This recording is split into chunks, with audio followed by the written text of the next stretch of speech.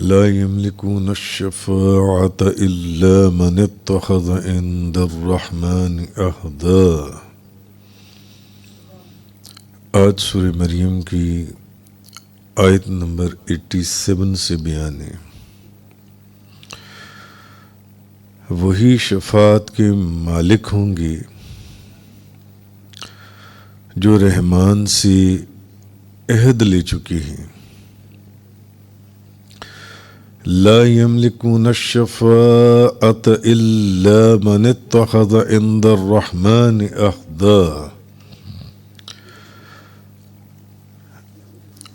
وہی شفاعت کے مالک ہوں گے جو رحمان سے عہد لے چکے ہیں۔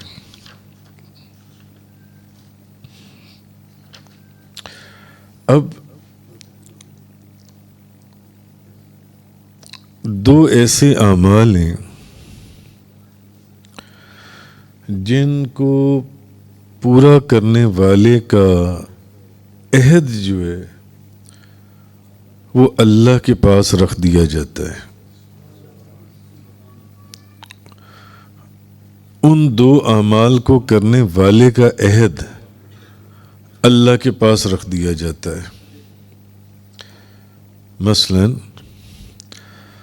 حضرت عبادہ بن صامت رضی اللہ تعالیٰ عنہ سے روایت ہے کہ نبی کریم صلی اللہ علیہ وسلم نے ارشاد فرمایا، اللہ تعالیٰ نے اپنے بندوں پر 5 نمازیں فرض فرمائی ہیں۔ اللہ نے اپنے بندوں پر 5 نمازیں فرض فرمائی ہیں۔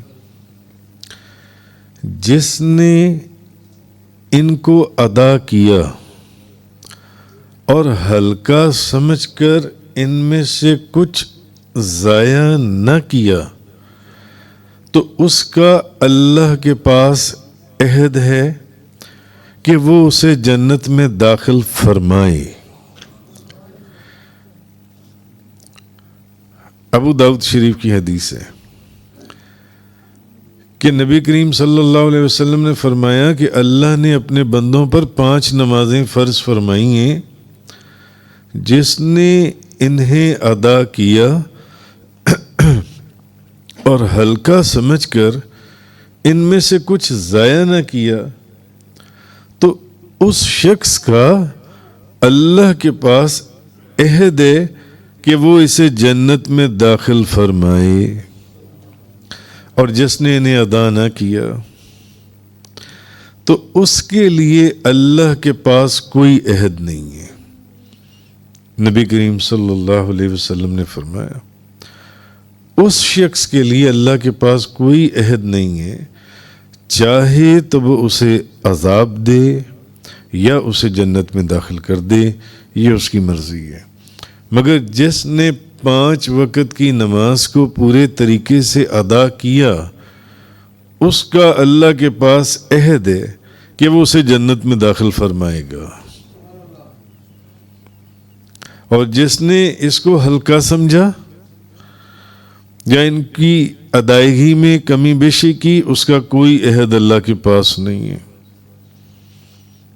اس کی مرضی ہے، وہ چاہے تو اس کو عذاب دے، چاہے تو اس کو جنت میں داخل کر دے۔ اور ایک دوسرا عمل حضرت عبداللہ بن مسعود رضی اللہ تعالیٰ عنہ فرماتے ہیں کہ نبی پاک صلی اللہ علیہ وسلم میں نے نبی پاک صلی اللہ علیہ وسلم کو صحابہ کرام کو یہ کہتے ہوئے سنا کہ نبی پاک صلی اللہ علیہ وسلم صحابہ کرام کو فرما رہے تھے کہ کیا تم اس بات سے عاجز ہو کہ صبح و شام اپنے رب کے پاس سے ایک عہد لے لو؟ اب وہ تو تھی 5 وقت کی نماز کی بات۔ اب حضرت عبداللہ بن مسعود فرماتے ہیں کہ میں نے نبی پاک صلی اللہ علیہ وسلم کو خود سنا کہ آپ صحابہ کرام کو فرما رہے تھے کیا تم اس بات سے عاجز ہو کہ تم صبح بھی اور شام کو اپنے رب سے ایک عہد لے لو؟ تو صحابہ کرام نے عرض کیا یا رسول اللہ وہ کس طرح، کیسے؟ تو نبی پاک صلی اللہ علیہ وسلم نے فرمایا آپ نے فرمایا صبح و شام یہ کہو اللہم فاطر السماوات والارض عالم الغیب والشہادہ انی احد الیک فی هذه الحیات الدنیا بأنی اشہد ان لا الہ الا انت وحدک لا شریک لک وان محمدا عبدک ورسولک. یہ اوراد و وظائف کی کتابوں میں آپ نے عہد نامہ لکھا ہوا دیکھا ہوگا، اگر کسی کی نظروں سے گزرا ہے تو عہد نامہ.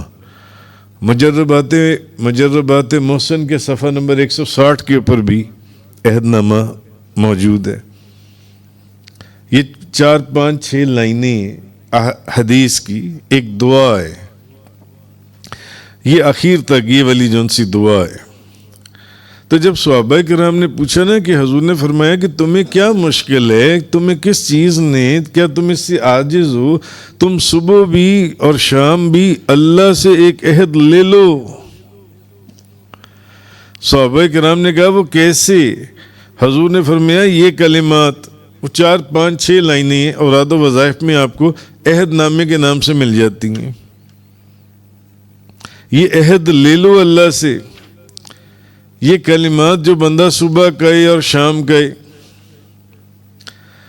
تو جو بندہ یہ شخص کہے گا اللہ اس پر مہر لگا کر عرش کے نیچے رکھ دے گا، اور جب قیامت کا دن ہوگا تو ندا کرنے والا ندا کرے گا کہاں ہیں وہ لوگ جن کا اللہ کے پاس عہد ہے.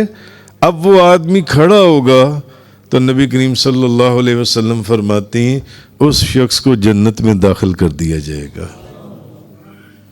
3-4 لائنیں اس دعا کی جو عہد نامے کے نام سے مشہور اوراد و وظائف کی کتابوں میں مل جاتی ہیں. احادیث کی دعا ہے. حضور نے فرمایا کہ کیا مشکل ہے تمہیں کہ تم صبح اور شام کو اللہ سے ایک عہد لے کے رکھ لو. اور پھر دوسری وہ جو پہلے میں نے حدیث سنائی کہ نبی کریم صلی اللہ علیہ وسلم نے فرمایا اللہ نے اپنے بندوں پر 5 نمازیں فرض فرمائی ہیں، تو جس نے انہیں ادا کیا اور ہلکا سمجھ کر ان میں سے کسی کو ضائع نہیں کیا، اس کا اللہ کے پاس عہد ہے کہ وہ اسے جنت میں داخل کرے گا. جنت میں داخل کرے گا اللہ تعالیٰ اس کو. اب اس آیہ کریمہ کے اندر فرمایا لا یملکون الشفاعۃ الا من اتخذ عند الرحمن عہدا. وہی شفاعت کے مالک ہوں گے جو رحمان سے عہد لے چکی ہیں. شفاعت کے مالک کون ہیں؟ شفاعت کے. اب اس آیت کی ایک تفسیر تو یہ بھی ہے جو علماء نے فرمائی ہے کہ مجرموں میں سے کوئی اس بات کا مالک نہیں کہ اس کی شفاعت کی جائے. مجرموں میں سے جو مجرم ہوں گے ان میں سے کوئی اس بات کا مالک نہیں کہ اس کی شفاعت کی جائے. البتہ ان میں سے جو مسلمان ہیں اس کی شفاعت ہوگی، کیونکہ گناہ گار مسلمانوں کو بھی بخشا جائے گا شفاعت سے. شفاعت ہوگی ان کی، اللہ تعالیٰ بخش دے گا. یہ نبی کریم صلی اللہ علیہ وسلم شفاعت فرمائیں گے یا کسی اللہ کے ولی کی شفاعت ان کے شامل حال ان کے حصے میں آئے گی. اور ایک تفسیر اس کی یہ بھی ہے اس آیت کی کہ جسے اللہ کی طرف سے گناہ گاروں کی شفاعت کا اذن مل چکا ہے. جس شخص کو اللہ کی طرف سے گناہ گاروں کی شفاعت کا اذن مل چکا ہے، اجازت مل چکی ہے. جس کو اللہ کی طرف سے اجازت ملے گی کہ آپ گناہ گاروں کی شفاعت کریں، تو صرف اس شخص کو جس کو اللہ کی طرف سے اجازت ملے گی، اس کے علاوہ کوئی بندہ کسی گناہ گار کی شفاعت نہیں کروا سکے گا، اس کے علاوہ کوئی بندہ کسی گناہ گار کی شفاعت کا حق نہیں رکھتا، اس کے علاوہ کوئی بندہ کسی گناہ گار کی شفاعت کا مالک نہیں ہے۔ شفاعت کا مالک، شفاعت کا حق جو گناہ گاروں کو بخشوائے گا اس کو ہے جس کو اللہ کی طرف سے اجازت ملے گی، جس کو اللہ کی طرف سے گناہ گاروں کی شفاعت کرنے کی اجازت ملے گی۔ آپ شفاعت کیجیے، آپ شفاعت فرمائیے۔ اب ہمارا یہ عقیدہ ہے کہ اللہ کے اذن سے سب سے پہلے تو انبیاء کرام ہیں جن کو شفاعت کی اجازت دی جائے گی، آپ شفاعت فرمائیے۔ پھر انبیاء کرام میں تاجدار انبیاء ہیں نبی کریم صلی اللہ علیہ وسلم۔ اب اس شفاعت کے ہمارا یہ عقیدہ ہے کہ جن کو اللہ کی طرف سے شفاعت کا حکم ہوگا کہ آپ شفاعت کریں، ان میں انبیاء کرام ہیں، ان میں اولیاء عظام ہیں، اللہ کے دوستوں اور اللہ کے ولیوں کو بھی اجازت ہوگی کہ آپ شفاعت کریں جس کی شفاعت کرنا چاہتے ہیں۔ سب سے پہلے انبیاء کرام کو، پھر ملائکہ، اولیاء عظام کو، اللہ کے دوستوں کو، اس کے بعد علماء کرام کو، اس کے بعد حفاظ قرآن کو، قرآن کے حافظ کو بھی اجازت ہوگی شفاعت کرنے کی۔ ہر ایک کی لمٹس ہیں، آپ اس لمٹ تک، آپ اس باؤنڈری تک۔ اس کے بعد عام صالح، ان میں جو مومن نیک پرہیزگار لوگ ہیں ان کو بھی اجازت دی جائے گی بخشوانے کی، شفاعت کی۔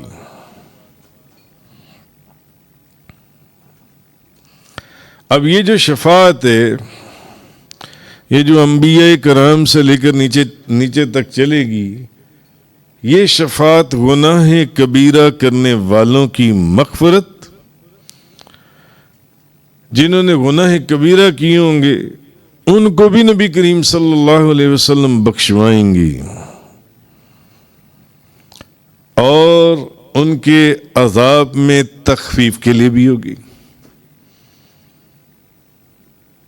بعض کو فوراً بخشوا لیا جائے گا، بعض کو وقت کے ساتھ ساتھ جیسے جیسے شفاعت ہو رہی ہوگی، پھر بعض کی عذاب میں تخفیف کی شفاعت ہوگی کہ ان کے عذاب میں کمی کر دی جائے، ان کے عذاب کی یہ کیفیت نہ ہو، اس کیفیت میں کمی کر دی جائے۔ اور ایک شفاعت ایسی ہے جو صالحین کے لیے، اولیاء اللہ کے لیے، یہ اس شفاعت کا مطلب بخشوانا نہیں ہے، بلکہ اس شفاعت کا مطلب ہے یا اللہ ان کے درجات کو اور بلند جنت کے اندر کسی خاص مقام پر عطا فرما دے۔ تو نبی کریم صلی اللہ علیہ وسلم، نبی پاک صلی اللہ علیہ وسلم کو یہ منصب اور مقام حاصل ہوگا کہ آپ بعض کافروں کے لیے بھی شفاعت کریں گے ان کے عذاب کی تخفیف کے لیے، ان کے عذاب میں کمی کر دی جائے، کافروں کے عذاب میں۔ یہ نبی کریم صلی اللہ علیہ وسلم کے لیے اور شفاعت کبریٰ اور بے شمار شفاعت کی ایسی خاص قسمیں جو ان سی ہیں، وہ صرف اور صرف نبی کریم صلی اللہ علیہ وسلم کے ساتھ خاص ہوں گی، خاص ہوں گی۔ تو یہ جو چیز میں نے آپ کو عرض کی کہ شفاعت یہ انبیاء کرام بھی کریں گے، علماء کرام بھی کریں گے، اور اولیاء عظام بھی کریں گے۔ حضور غوث اعظم کا فرمان مبارک ہے کہ میں انشاءاللہ اپنے مریدوں کو لے کر جنت میں جاؤں گا، میں اپنے مریدوں کی شفاعت کروں گا۔ مختلف اقوال، مختلف کتابوں میں اس وقت تک جنت میں قدم نہیں رکھوں گا جب تک میرے سارے مرید بخش نہ دیے جائیں، اللہ تعالیٰ ان کو بخش نہ دے۔ تو انبیاء کرام کو بھی شفاعت کا منصب دیا جائے گا، علماء کرام کو بھی، حفاظ کرام کو بھی، اولیاء عظام کو بھی، صالحین کو بھی، عام نیک لوگوں کو بھی شفاعت کا منصب دیا جائے گا۔ حضرت ابو سعید خدری رضی اللہ تعالی عنہ فرماتے ہیں کہ نبی کریم صلی اللہ علیہ وسلم نے فرمایا، میری امت میں سے کچھ لوگ ایک گروہ کی شفاعت کریں گے، ایک گروہ کی شفاعت کریں گے، اور حضور نے فرمایا کچھ ایک پورے قبیلے کی شفاعت کریں گے۔ یعنی میری امت کے اندر ایسے ایسے لوگ ہیں جو ایک گروہ کی شفاعت کریں گے، پھر کچھ ایک قبیلے کی شفاعت کریں گے، کچھ ایک خاندان کی شفاعت کریں گے، ایک قبیلے کی، کچھ ایک جماعت کی، حضور نے فرمایا، اور کچھ ایسے لوگ ہیں جو صرف ایک بندے کی شفاعت کریں گے، ایک بندے کی، یہاں تک کہ سب جنت میں داخل ہو جائیں گے، یہاں تک کہ سب جنت میں داخل ہو جائیں گے۔ کچھ لوگ ایک گروہ کی شفاعت کریں گے، کچھ لوگ ایک قبیلے کی شفاعت کریں گے، کچھ لوگ ایک جماعت کی شفاعت کریں گے، اور میری امت میں کچھ لوگ ایسے ہیں جو ایک بندے کو بخشوائیں گے۔ ہر کسی کو، میں نے کہا نا، اپنی اپنی باؤنڈریز ہیں۔ تو نبی پاک صلی اللہ علیہ وسلم، بزرگان دین، علماء کرام فرماتے ہیں کہ نبی پاک صلی اللہ علیہ وسلم جب کسی امتی کی شفاعت فرمائیں گے، حضور، ایک بات ہے، اب وہ نیکوں کی بھی شفاعت ہوگی۔ میں نے کہا نا کہ جنتیوں کی بھی شفاعت کی جائے گی، جن کو اس سے اعلیٰ درجے کے اوپر فائز کیا جائے گا حضور کی شفاعت سے، اور گناہگاروں کی بھی شفاعت کی جائے گی، اور گناہ کبیرہ کے جو مرتکب لوگ ہیں ان کی بھی شفاعت کی جائے گی۔ اب جب نبی پاک صلی اللہ علیہ وسلم، مفسرین نے فرمایا کہ اپنے کسی امتی کی شفاعت فرمائیں گے، حضور جب اپنے کسی امتی کی شفاعت فرمائیں گے، تو اس سے ہمیں اس بات کا پتہ چلتا ہے کہ شفاعت کوئی کسی کی سفارش اسی وقت کرتا ہے جب اس کو اپنا سمجھتا ہے۔ کوئی کسی کی سفارش، شفاعت اسی وقت کرتا ہے، اتنا انیشیٹو اسی وقت لیتا ہے جب وہ اس کو اپنا سمجھتا ہے کہ نہیں، یا اللہ اس کو بخش، یا اللہ اس کو بخش دے، یا اللہ اس کو بخش دے۔ تو جس کے لیے نبی کریم صلی اللہ علیہ وسلم شفاعت فرمائیں، جس کے لیے نبی کریم صلی اللہ علیہ وسلم شفاعت فرمائیں، اس سے بڑھ کر اس شخص کے لیے مرتبہ اور مقام کیا ہوگا کہ حضور نے اس کو اپنا جانا، اس کو اپنا سمجھا، اس کو اپنا سمجھا، اس کو اپنی توجہ میں رکھا، اس کو اپنی نگاہوں میں رکھا۔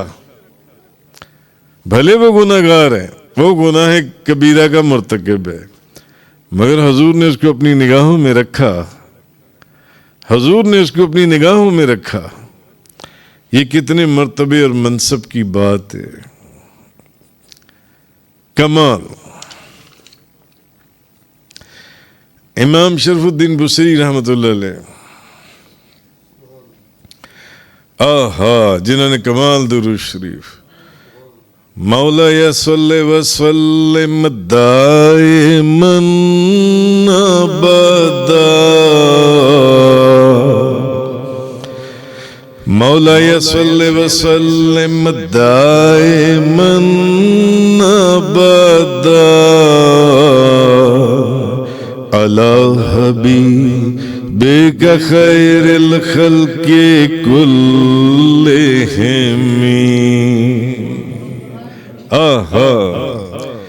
یا اللہ اس محبوب پر درود بھیج جو تیری مخلوق میں سب سے بہترین ہے۔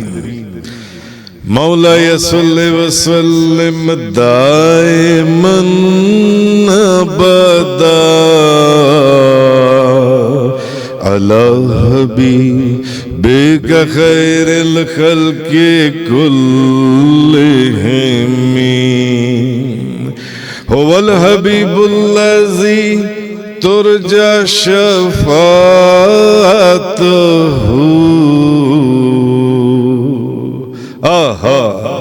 هو الحبیب الذی ترجى شفاعته لكل حول من الاحوال مقتحم۔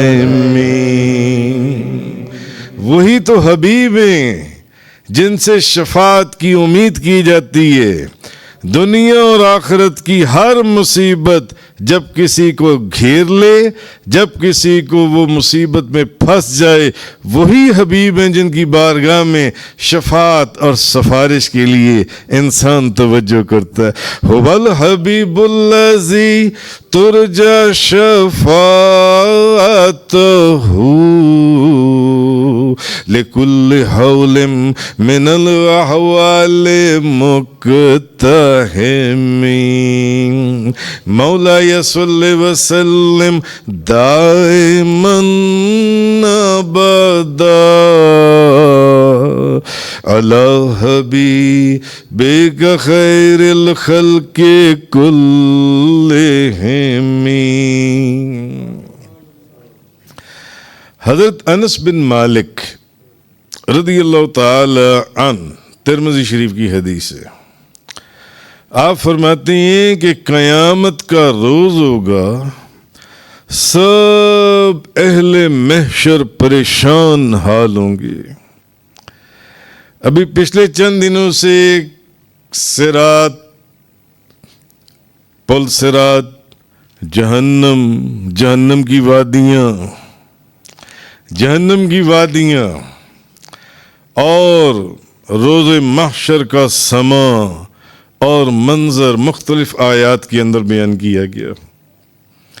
اب یہ ایک حدیث کہ قیامت کا روز سب اہل محشر پریشان ہوں گے، ہیبت اور خوف طاری ہوگا، اور اللہ اس دن فرما رہا ہوگا لمن الملک اليوم، آج بتاؤ کس کی بادشاہی ہے۔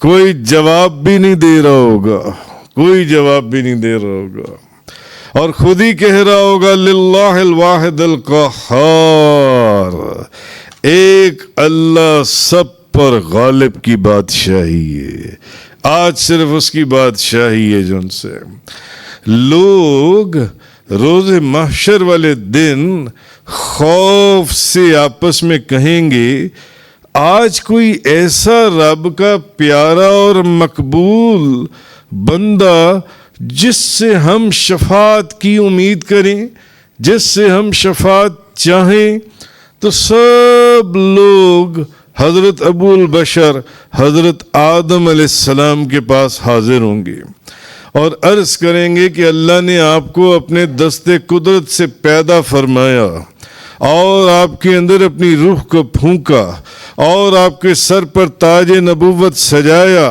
اور آپ کو فرشتوں سے سجدہ کروایا، آپ آج کے دن ہماری شفاعت کریں اور ہمیں اس خوفناک اور ہیبت ناک یہ جو منظر ہے اس سے آپ ہمیں اس سے جون سے رہائی دلائیں، جون سے ان کا کہنے کا مقصد یہ ہوگا، مفہوم حدیث یہ ہے۔ تو آپ حضرت آدم علیہ السلام آپ فرمائیں گے اذهبوا الی غیری، تم کسی اور کے پاس جاؤ، آج کسی اور کے پاس جاؤ۔ تو پھر لوگ حضرت ابراہیم علیہ السلام کے پاس آئیں گے، آپ بھی یہی فرمائیں گے، اس دن کی ہیبت اور خوفناک مناظر آپ بھی یہی فرمائیں گے اذهبوا الی غیری، کسی اور کے پاس جاؤ، کسی اور کے پاس جاؤ۔ پھر سب حضرت موسیٰ علیہ السلام کے پاس آئیں گے، وہ بھی یہی فرمائیں گے اذهبوا الی غیری، کسی اور کے پاس جاؤ۔ پھر لوگ حضرت عیسیٰ علیہ السلام کے پاس آئیں گے تو حضرت عیسیٰ علیہ السلام فرمائیں گے کہ میں تمہیں پتہ بتاتا ہوں، تم آج اللہ کے پیارے محبوب محمد اللہ کے رسول کے پاس، آپ صلی اللہ علیہ وسلم کے پاس جاؤ۔ اب سب لوگ حضور نبی کریم صلی اللہ علیہ وسلم کی بارگاہ میں آئیں گے۔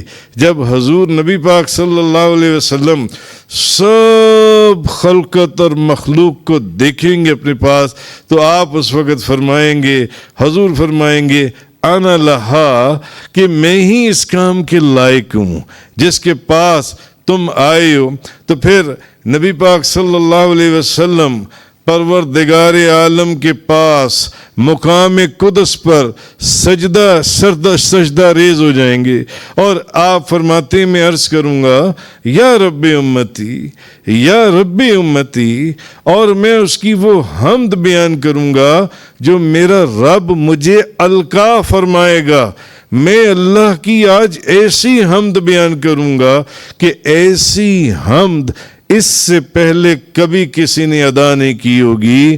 تو اللہ رب کریم مجھے فرمائے گا ارفع رأسک یا محمد، یا اے میرے محمد، اے میرے محبوب، آپ اپنا سر تو اٹھائیے، سر اقدس تو اٹھائیے۔ تو آپ فرماتے ہیں میں پھر بھی سجدے میں رہوں گا، عذرائے محبت، عذرائے ناز، میں پھر بھی سجدے میں ہی رہوں گا۔ پھر دوسری دفعہ حکم ہوگا محبوب اپنا سر اٹھاؤ، میں پھر بھی سجدے میں رہوں گا اور اس کی حمد بیان کروں گا جو اللہ نے مجھے سکھائی ہیں۔ پھر تیسری مرتبہ اللہ فرمائے گا ارفع رأسک یا محمد علیک الصلاۃ والسلام، کل تسمع سل تعطى اشفع تشفع۔ اس وقت مجھے یہ حکم ہوگا کہ محبوب آپ کہیے تو صحیح، آپ کہیے تو صحیح، تو مجھے اس وقت شفاعت کی اجازت ہوگی، مجھے شفاعت کی اجازت دی جائے گی، مجھے کہا جائے گا کہ آپ اپنا سر اٹھائیے، آپ فرمائیں، آپ کو سنا جائے گا، آپ سوال کریں، آپ کو دیا جائے گا، آپ شفاعت کریں، آپ ہی کو تو شفاعت کا منصب آج دیا جانا ہے، آپ شفاعت کیجئے۔ تو حضور فرماتے ہیں یہ وہ وقت ہوگا جب مجھے شفاعت کی اجازت دی جائے گی، مجھے شفاعت کرنے کی اجازت دی جائے گی۔ تو نبی پاک صلی اللہ علیہ وسلم نے فرمایا، حضور نے فرمایا شفاعت کا دروازہ سب سے پہلے میں کھولوں گا۔ وہ جو میں نے آپ کو پہلے بات کی نا کہ انبیاء کرام بھی شفاعت کریں گے، اللہ کے نبی بھی شفاعت کریں گے، رسول بھی شفاعت کریں گے، علماء کرام بھی شفاعت کریں گے، اولیاء عظام بھی شفاعت کریں گے، حفاظ کرام قرآن کو حفظ کرنے والے حافظ قرآن بھی شفاعت کریں گے، اور کئی لوگ نیک صالحین وہ بھی شفاعت کر، مگر حضور نے فرمایا، اس حدیث میں آتا ہے کہ شفاعت کا دروازہ حضور نے فرمایا سب سے پہلے میں کھولوں گا، اور میرا امتی، حضور نے فرمایا میرا امتی جس کے دل میں رائی کے دانے کے برابر بھی ایمان ہوگا میں اس کی شفاعت کروں گا۔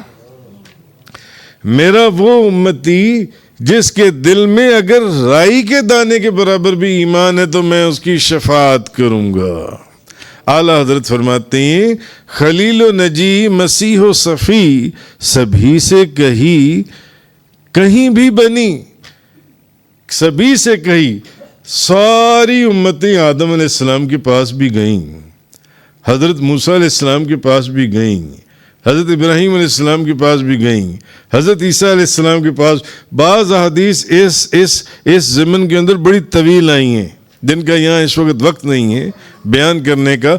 خلیل و نجی مسیح و صفی سبھی سے کہیں بھی بنی، یہ بے خبری کے خلق پھری کہاں سے کہاں تمہارے لیے۔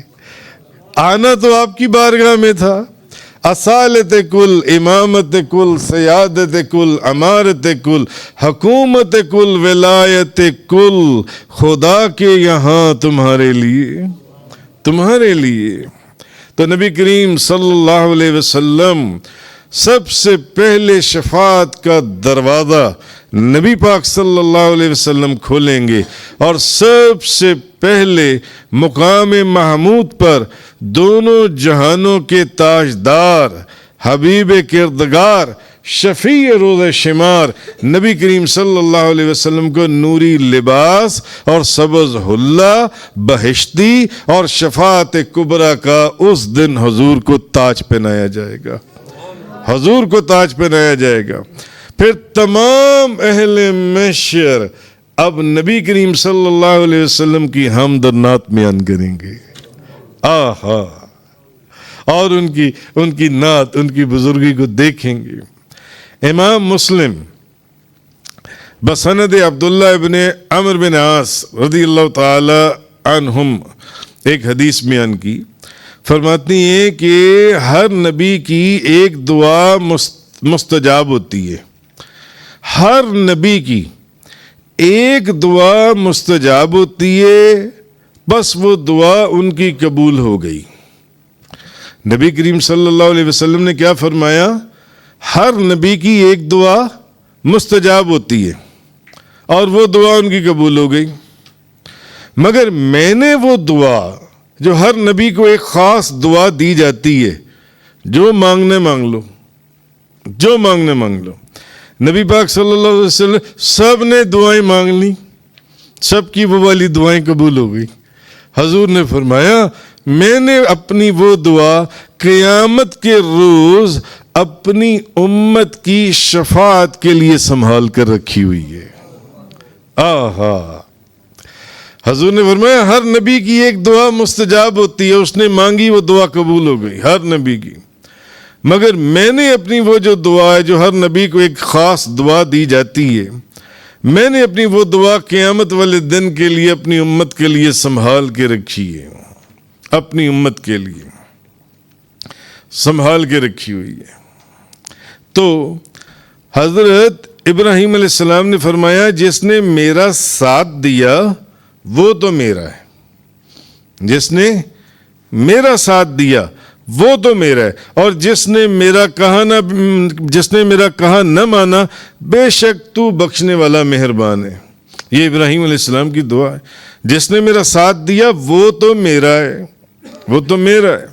اور حضرت عیسیٰ علیہ السلام کی دعا حضور نے ذکر کی، اگر حضرت عیسیٰ علیہ السلام نے فرمایا اگر تو نے عذاب دے تو وہ تیرے بندے ہیں۔ ابراہیم علیہ السلام نے کیا فرمایا کہ تو جس نے میرا ساتھ دیا وہ میرا ہے، جس نے میرا ساتھ دیا وہ میرا ہے، اور جس نے میرا کہا نہ مانا بے شک تو بخشنے والا مہربان ہے۔ اب تیری مرضی ہے نا۔ حضرت عیسیٰ علیہ السلام نے کیا فرمایا؟ حضرت عیسیٰ علیہ السلام نے فرمایا اگر تو انہیں عذاب کرے تو وہ تیرے بندے ہیں، اور اگر تو نے بخش دے تو تو بے شک تو ہی غالب حکمت والا ہے۔ یہ حضرت عیسیٰ اب یہ نبی پاک صلی اللہ علیہ وسلم نے، اب یہ حضرت نبی پاک صلی اللہ علیہ وسلم نے حضرت ابراہیم علیہ السلام کی دعا کا بھی ذکر کر دیا۔ سب سے پہلے تو آپ نے فرمایا کہ ہر نبی کو ایک دعا دی جاتی ہے مستجاب، ہر ایک نے میں نے تو اپنی دعا رکھی ہوئی ہے، قیامت والے دن اپنی امت کے لیے دعا رکھی ہوئی ہے۔ پھر حضور نے ابراہیم علیہ السلام کی دعا کا ذکر کیا کہ جس نے میرا ساتھ دیا وہ تو میرا۔ پھر حضرت عیسیٰ علیہ السلام کی دعا کا ذکر کیا کہ اگر تو انہیں عذاب دے تو تیرے بندے ہیں، اور اگر تو نے بخش دے تو بے شک تو ہی غالب اور حکمت والا ہے۔ اب یہ کہہ کر تو نبی پاک صلی اللہ علیہ وسلم نے اپنے ہاتھ اٹھا دیے، حضور نے اپنے ہاتھ اٹھا دیے دعا کے لیے اور فرمایا اللہم امتی ثم بقا، اور عرض کیا کہ امت مسلمہ ورب غفور۔ آپ نے فرمایا یا اللہ اے میرے رب، میری امت گناہ گار ہے مگر میرا رب بخشنے والا ہے۔ آپ نے دیکھیں ایک بات ہے، حضور نے یہاں پر یہ نہیں فرمایا کہ جس نے میرا ساتھ دیا بس صرف وہ میرا، یا حضور نے اس مقام پر یہ نہیں اگر تو نے عذاب دے تو تیرے بندے ہیں، اور حضور نے اپنے ہاتھ اٹھا لیے۔ حضور نے فرمایا میری امت گناہ گار ہے، میرے مولا امت گناہ گار ہے اور میرا رب جون سے وہ بخشنے والا ہے، مہربان ہے۔ اور حضور پر گریہ زاری طاری ہو گئی، گریہ طاری ہو گیا۔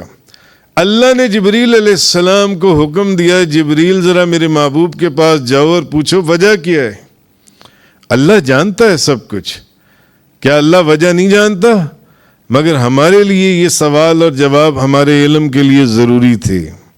فرمایا جبریل میرے محبوب سے پوچھو۔ اب جبریل علیہ السلام حاضر خدمت ہوئے اور پوچھا تو آپ نے فرمایا جبریل اصل میں یہ جو میرے اوپر گریہ زاری طاری ہے یہ امت کی بخشش کے لیے، میری امت گناہ گار ہے، میری امت۔ اب جبریل علیہ السلام نے اللہ رب العزت کے دربار میں حاضر ہو کر عرض کیا۔ اب سب سے پہلے تو اللہ تبارک و تعالی نے وحی جلی میں قرآن کے اندر بے شک ان قریب تمہارا رب تمہیں محبوب آپ کا رب ان قریب آپ کو اتنا دے گا کہ آپ کو راضی کر لے گا۔ آہا، اللہ نے محبوب کو فرمایا محبوب ان قریب آپ کا رب آپ کو اتنا دینے والا ہے کہ اس نے آپ کو راضی کر لینا ہے۔ اب جب یہ آیت نازل ہوئی تو نبی پاک صلی اللہ علیہ وسلم آپ نے فرمایا جبریل میرے رب سے عرض کرنا۔ اب جب یہ آیت نازل ہو گئی کہ ان قریب میں نے آپ کو اتنا دے دینا ہے کہ آپ کو میں نے راضی کر لینا ہے، فرمایا جبریل اب میرے رب سے عرض کر دینا کہ اگر میرا ایک امتی بھی جہنم میں گیا تو میں راضی نہیں ہوں گا۔ اللہ قرآن میں وعدہ کر چکے میں نے تو آپ کو اتنا دینا ہے کہ میں نے آپ کو راضی کر لینا ہے، میں نے آپ کو راضی کرنا ہے۔ فرمایا جبریل پھر میرے رب کو میرا پیغام دے دینا، پھر میں نے اس وقت تک راضی نہیں ہونا جب تک میرا ایک امتی جنت میں نہ چلا جائے۔ اگر میرا ایک امتی بھی جہنم میں گیا تو میں راضی نہیں ہوں گا۔ اب یہ تو تھی وحی جلی، اب وحی خفی، وہی خفی، یہ اللہ یہ محب اور محبوب کے راز و نیاز کی باتیں ہیں۔ اب اس کے اندر فرمایا محبوب کو ساری کائنات اپنے رب کی رضا چاہتی ہے مگر آپ کا رب اے محمد آپ کی رضا چاہتا ہے، آپ کی رضا چاہتا ہے جون سے۔ تو نبی کریم صلی اللہ علیہ وسلم جب یہ جواب ملا تو حضور خوش ہو گئے۔ اچھا پھر تیسرا وہ تھی وحی جلی، قرآن میں بھی بتا دی بھئی میں نے آپ کو محبوب راضی کرنا ہے۔ یہ گریہ زاری کس چیز کی؟ میں نے تو آپ کو اتنا دینا ہے کہ میں نے آپ کو راضی کر لینا ہے۔ فرمایا پھر میرے رب کو پیغام دے دینا کہ اگر ایک بھی میرا امتی جہنم میں گیا تو میں راضی نہیں ہوں گا۔ اب دوسری وحی خفی کے اندر بھی اللہ نے فرمایا ساری کائنات مجھے راضی کرنے میں لگی ہوئی ہے، محبوب میں آپ کی رضا چاہتا ہوں، آپ کی رضا کس میں؟ تو حضور تو پہلے بتا چکی ہیں اپنی رضا کہ میرا ایک امتی بھی اگر جہنم میں گیا تو میں راضی نہیں ہوں گا. راضی میں نے تب ہونا ہے جب میری ساری امت جنت میں چلی جائے گی. جب تک جنت میں نہ چلی جائے میں نے اس وقت تک راضی نہیں ہونا. اور تیسرا حدیث قدسی میں اِنَّا سَنُرْضِيكَ فِي أُمَّتِكَ وَلَا نَسُوكَ بِي، قریب ہے کہ ہم آپ کو آپ کی امت کے حق میں راضی کریں گے اور ناراض نہیں کریں گے. تو نبی کریم صلی اللہ علیہ وسلم آپ وہ ہیں، یہ مقام عزت اور کرامت یہ نبی کریم صلی اللہ علیہ وسلم کے لیے خاص ہے. خاص یہ وہ مقام اور یہ وہ عزت اور یہ وہ کرامت اور یہ وہ بزرگی ہے جو صرف اور صرف آپ کے وجود کے ساتھ خاص ہے کہ میرے مولا میرا ایک امتی بھی کروڑوں اربوں کی امت ہے، میرا ایک امتی بھی اگر جہنم میں رہ گیا میں نے راضی نہیں ہونا. میں نے ساروں کو بخشوانا ہے، میں نے ساروں کو جنت میں لے کے جانا ہے. میں نے ساروں کو جنت میں لے کے جانا ہے. تو یہ نبی کریم صلی اللہ علیہ وسلم حضور کی یہ خاص عزت کرامت اور بزرگی جو حضور کو عطا فرمائی گئی ہے، تو یہ چیز اس آیہ کریمہ میں فرمائی گئی. لا یملکون الشفاعۃ الا من اتخذ عند الرحمن عہدا، وہی شفاعت کے مالک ہوں گے جو رحمان سے عہد لے چکی ہیں.